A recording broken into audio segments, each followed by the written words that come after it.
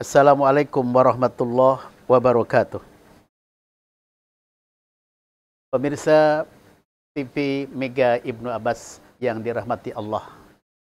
Alhamdulillah kami hadir kembali menjumpai pemirsa di seluruh Nusantara dan juga di mancanegara. Mudah-mudahan kita semua selalu mendapat curahan rahmat dari Allah yang Maha Agung. Amin ya Allah ya Rabbal Alamin. Untuk itu, mari kita selalu bersyukur dan bertafakur kepada Allah yang Maha Luhur. Salawat dan salam semoga selalu dilimpahkan kepada Nabi besar Muhammad sallallahu alaihi wasallam. Pemirsa yang berbahagia, pada saat ini kita akan membahas sabda Rasul yang ada kaitannya tentang masalah kuburan. Kata Nabi, kuburan setiap hari selalu memanggil kita semua, rata-rata 5 kali memanggil untuk seluruh manusia yang masih hidup di alam dunia ini.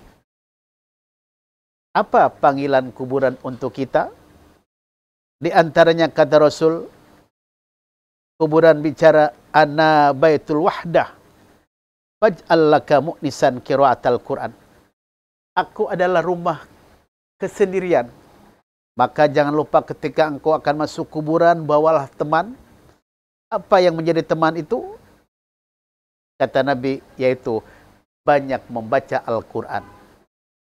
Hamba Allah yang beriman ataupun hamba Allah yang tidak beriman, ketika mereka meninggal dunia, ada yang dikubur, ada yang dicemplungkan di laut, ada yang tidak jelas di mana itu kuburannya.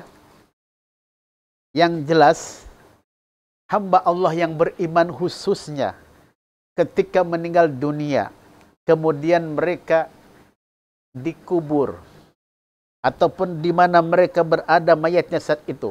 Hamba Allah yang beriman nanti di kuburannya, kata Nabi, tidak sendirian, tidak iseng, tidak takut. Kenapa? Karena di kuburan akan banyak temannya bagi hamba Allah yang soleh dan solehah. Bagaimana supaya di kuburan itu banyak temannya? Kata Nabi, banyak-banyaklah membaca Al-Quran. Ya. Orang yang rajin membaca Al-Quran, nanti di kuburannya akan banyak teman-temannya, kata Rasulullah. Subhanallah, subhanallah, subhanallah. Ini anugerah dari yang Maha Agung bagi hambanya yang rajin membaca Al-Quran. Oleh karena itu, mari baca Quran di rumah ini, karena rumah yang dibacakan Al-Quran, kata Nabi, akan memperoleh barokah. Quran yang sering dibacakan Quran di tempat ini, sinarnya di rumah ini akan lain daripada yang lain. Dan setan iblis pun akan jauh dari rumah ini kalau sering dibacakan Al-Quran.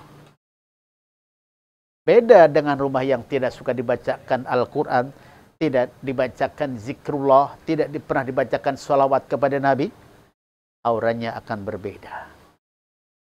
Rumah ini sederhana, tapi auranya luar biasa. Rumah ini tidak bagus, tapi dilihat orang kok nampak indah.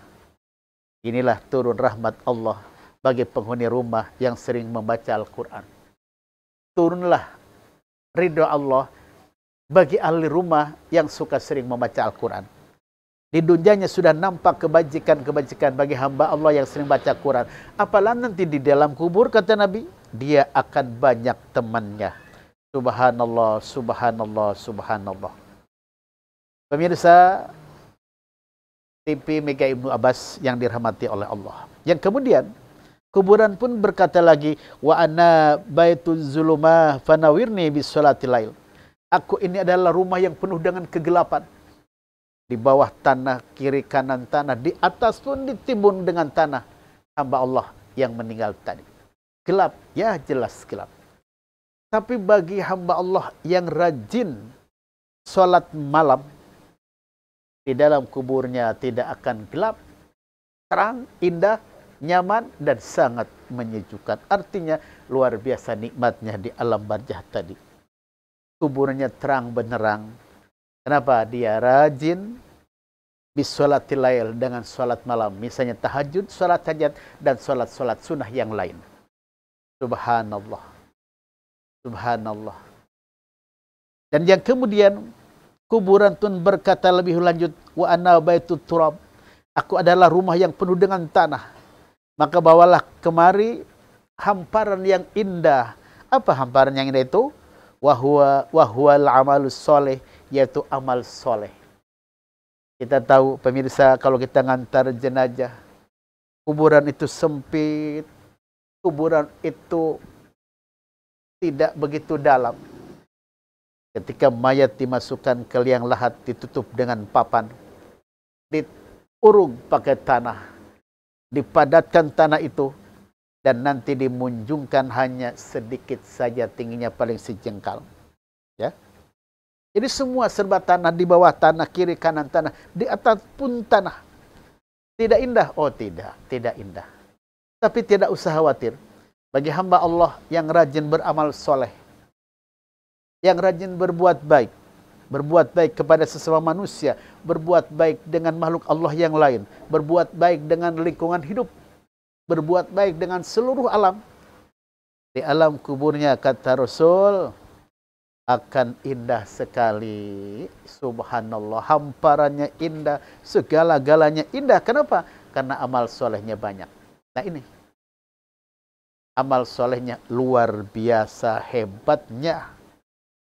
Dan yang kemudian, kuburan pun berkata lagi, wa ana baitul afai.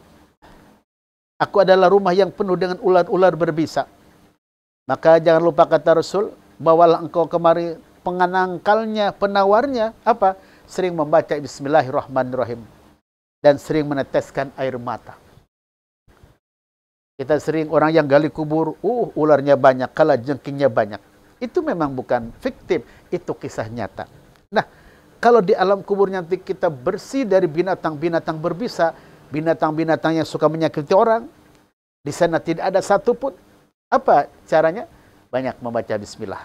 Mau bekerja, awali dengan bismillah. Mau makan, awali dengan bismillah. Mau minum, mau melangkah kemana saja, bismillah. Jangan lupa, bismillah jangan lupa. Nah ini, membaca bismillahirrahmanirrahim. Dan sering meneteskan air mata. Nanti binatang-binatang yang jahat tidak akan nampak untuk kita semua.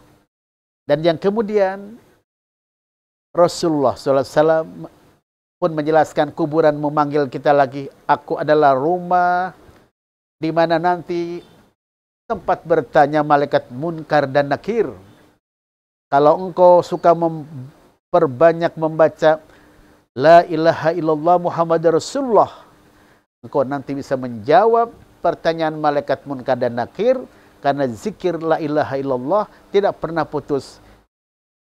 Zikir menyebut nama Rasulullah juga tidak pernah berhenti, artinya banyak berzikrullah.